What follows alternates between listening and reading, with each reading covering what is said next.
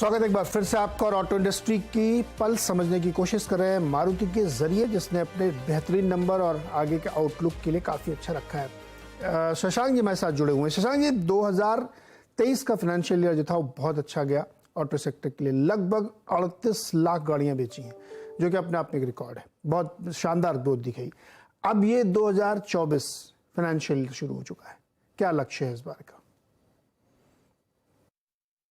देखिए, इंडस्ट्री में ऐसा पेशगोई की जा रही है कि करीब 5 से 7% का इजाफा होगा इंडस्ट्री में। इसका मतलब पैसेंजर व्हीकल में रवा माली साल यानी 23-24 में करीब 41 लाख 40.5 से 41 लाख गाड़ियां बिकेंगी, ऐसा इम्कान है। शशांक जी, ये कम क्यों टारगेट? 2023 में तो हमने 20% की ग्रोथ देखी और बहुत लोग इंतजार के लिए, क्या इस 2023-24 में लॉन्चेस कम होंगे या मतलब ये 5-7% की ग्रोथ क्यों 20 से घट के सीधे 5-7%?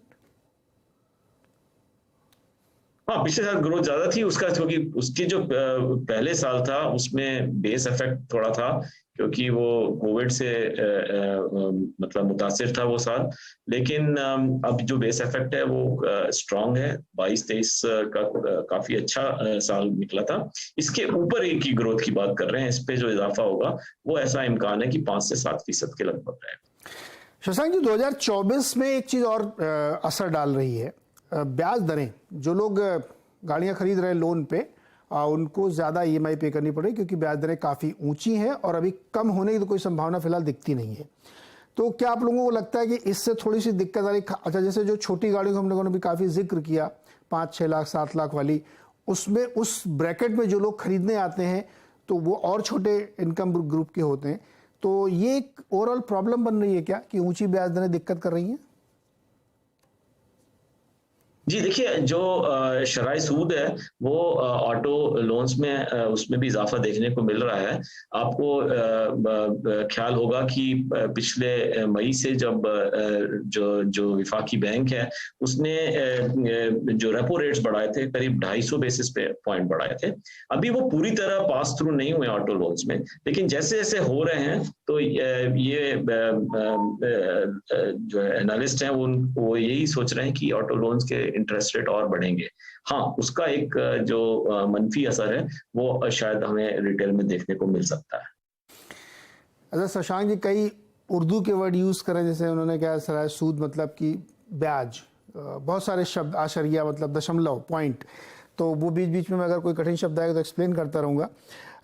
शशांक जी, एक मारुति ने बड़ा ऐलान किया है कि वो एक नया प्लांट लगाएंगे, जो कि बहुत ही पॉजिटिव डेवलपमेंट है कि शायद आगे जाते हुए डिमांड बहुत है और इंडस्ट्री ग्रो कर रही है। और बहुत दिनों बाद एक कैपेक्स का अनाउंस आपने किया, बिग कैपेक्स जिसको हम कहते हैं, उसके बारे में हमें थोड़ी जानकारी और डिटेल में दीजिए कि क्या होने वाला है, कहाँ प्लांट लगेगा, कब तक लगेगा?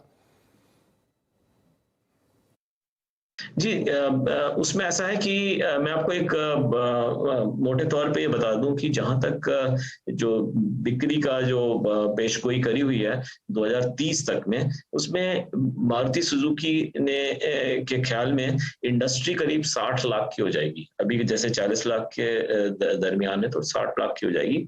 उसमें से मारुति अपनी हिस्सेदारी 50% की कोशिश करेगी, यानी 30 लाख तो मारुति का डोमेस्टिक सेल्स होना चाहिए 2030 में। उसके अलावा 10 लाख का जो सेल है वो हमारे एक्सपोर्ट और जो हम बाकी ओईएम्स को देते हैं वो होना चाहिए।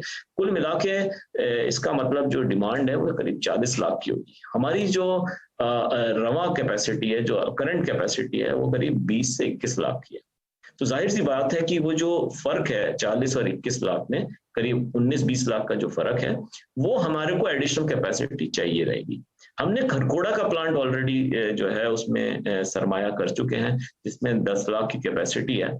तो उसके बाद भी जो है करीब 9 से 10 लाख की कैपेसिटी बचती है, जिसको क्रिएशन करना पड़ेगा। और यही हमारे बोर्ड ने अप्रूवल दी है कि एक की मैनेजमेंट ये स्टडी करे कि 10 लाख की कैपेसिटी का प्लांट कहाँ लगाया जा सकता है, कौन से मॉडल बनेंगे और कितनी जल्दी इस प्लांट को लगाया जा सकता है। 2 वर्ड और रवा का मतलब कंटिन्यूएशन में है, जारी है, काम चल रहा है, इससे बोलना बहुत रवा गाड़ी मतलब चली हुई, यूज्ड। और सरमाया मतलब व्यापार, जो वहाँ पे एक्सपेंशन किया तो वो खरखौंदा प्लांट की बात कर रहे हैं, तो वो सरमाया किया उन्होंने। अच्छा, ये जो नया प्लांट लगेगा शशांक जी, ये आईस इंजन वाला होगा या ईवी का? क्योंकि अब बहुत बातें हो रही कि इलेक्ट्रिक व्हीकल आना चाहिए और मारुति के लिए भी ये एक ज़रूरी हो सकता है, तो क्या नया प्लांट ज़्यादा फोकस ईवी पे करेगा? देखिए 2030 तक का जो हमने पेशगोई करी है वो ये है कि 60% तो आइस और सीएनजी और बायोगैस और फ्लेक्स फ्यूल रहेगा। 25% करीब जो है वो हाइब्रिड रहेगा और 15% जो है वो इलेक्ट्रिक व्हीकल रहेगा। तो उसी के हिसाब से जो है प्रोडक्शन की भी प्लानिंग हो रही है और उसी के हिसाब से कैपेसिटी की भी प्लानिंग हो रही है। तो ये जो आपकी पेशगोई है, प्लान है, प्रपोजल है, इसमें मुझे एक चिंता है, ये मेरा आपसे थोड़ा मेरा डिसएग्रीमेंट है।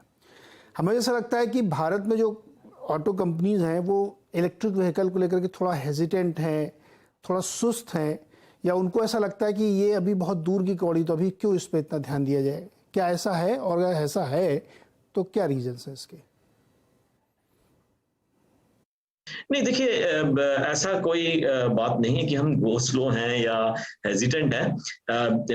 जनरली अगर ये सोचा जाता है इंडस्ट्री में कि ईवीज जो हैं बाद में जाके मेन स्ट्रीम होंगी, लेकिन वो कब होंगी उस पे थोड़ा सा एक इख्तिलाफी राय हो सकती है इंडस्ट्री में। अब ज्यादातर और उसकी अगर आप देखें गुज़िश्ता साल के जो आंकड़े देखें उसमें करीब 51-52 हजार ईवीज बिकी थी। टोटल मार्केट 39 लाख का था। 40 लाख में करीब 50,000 गाड़ी ईवीज थी। लगभग 1.2% का करीब पेनिट्रेशन था ईवीज का। हमने अपने जो तहकीक है बाकी मुल्कों की में जो करी है उसमें हमें ये पता चलता है कि जब ईवीज का पेनिट्रेशन 3 से 4% के दरमियान होता है उस समय उसका तेजी से एडॉप्शन रेट बढ़ता है। 3 से 4% जो है हिंदुस्तान में 2024-25 में पहुंचेगा। इस साल मेरे ख्याल में 2% के करीब रहेगा, 2% 2.25% और 3 से 4% अगले साल यानी 24-25 में रहेगा। उस समय तक हमारा जो चार्जिंग का इंफ्रास्ट्रक्चर है वो डेवलप होना चाहिए और यही वजह है कि हमारी जो पहली ईवी गाड़ी है जिसको हमने अभी ऑटो एक्सपो में जनवरी में दिखाया था, वो ईवीएक्स जो गाड़ी है वो हम माली साल 24-25 में लेके आएंगे और तब हमें ये उम्मीद है कि उसके बाद से जो ईवीज का जो एक्सपेंशन है एडॉप्शन रेट का वो हमारे मुल्क में तेजी से आएगा। हाँ ठीक है, राय आपकी अलहदा हो सकती है, लेकिन गुज़िश्ता साल में सर चीन में हर तीसरी गाड़ी ईवी बिक रही है। Every third car sold in China is an EV. जी वहां पे देखिए ऐसा है, दो ईवीज का पेनिट्रेशन बढ़ाना है तो दो काम करने पड़ेंगे। एक तो चार्जिंग इंफ्रास्ट्रक्चर बढ़ाना पड़ेगा और दूसरा बैटरी की जो कीमतें हैं उनको कम करना पड़ेगा, क्योंकि बैटरी की कीमत करीब 45 से 50% होती है ईवी की प्राइस की, कोई भी ईवी गाड़ी की। तो हमारे को वो जो लोकलाइजेशन है बैटरी का उसके लिए भी सुजुकी ने, जैसे आपको पता हुआ, 10,000 करोड़ का सरमाया किया है हाल में और हमें उम्मीद है कि हमारी प्राइसेस बड़ी कॉम्पिटिटिव होंगी जिससे कि हमारे मुल्क में भी ईवीज का पेनिट्रेशन बढ़ सके। शशांक जी, आपने चूंकि टारगेट बड़ा मैसिव रखा है, हिमालयन टास्क है कि 2030 तक आप कम से कम अपनी कैपेसिटी डबल करेंगे, 19-20 लाख का एडिशनल लेके चल रहे हैं। ऐसे में फिर ये बहुत लाजमी बनता है कि आपको बहुत सारे लॉन्चेस करने पड़ेंगे, क्योंकि बिना लॉन्चेस के तो वो टारगेट अचीव हो नहीं सकता। तो मेरे खैर 2030 तो बहुत दूर है, 2024 में क्या लॉन्च करने वाले ये बताइए। देखिए अभी पिछले महीने हमने फ्रोंक्स गाड़ी लॉन्च करी थी। इस महीने यानी 7 तारीख को हम जिमनी कर रहे हैं और आगे आने वाले वक्त में हमने एक बड़ी एमपीवी गाड़ी भी उतारेंगे कुछ ही महीने में। और ऐसे ही हमारा, अब मैं एकदम यहाँ पे मुकम्मल तौर पे तो यहाँ पे बयान नहीं कर सकता अपने प्रोडक्ट के मुतालिक जो हमारा प्लान है, लेकिन ये जरूर बताऊंगा कि मारुति सुजुकी हमेशा से एक बहुत एग्रेसिव रही है प्रोडक्ट प्लानिंग में और यही वजह है कि आज हमारे पास 17 मॉडल्स हैं जो पूरी इंडस्ट्री में सबसे ज्यादा है अगर आप इसका मुवाजना करें किसी और ऑटो इंडस्ट्री और ऑटो मैन्युफैक्चर के साथ में। हम ये समत में आगे भी जारी रहेंगे और कोशिश करेंगे कि हम अपने जो सार्फिन हैं उनको अच्छे से अच्छे प्रोडक्ट्स और ज्यादा से ज्यादा प्रोडक्ट्स का उनको चांस दे सेलेक्ट करने का।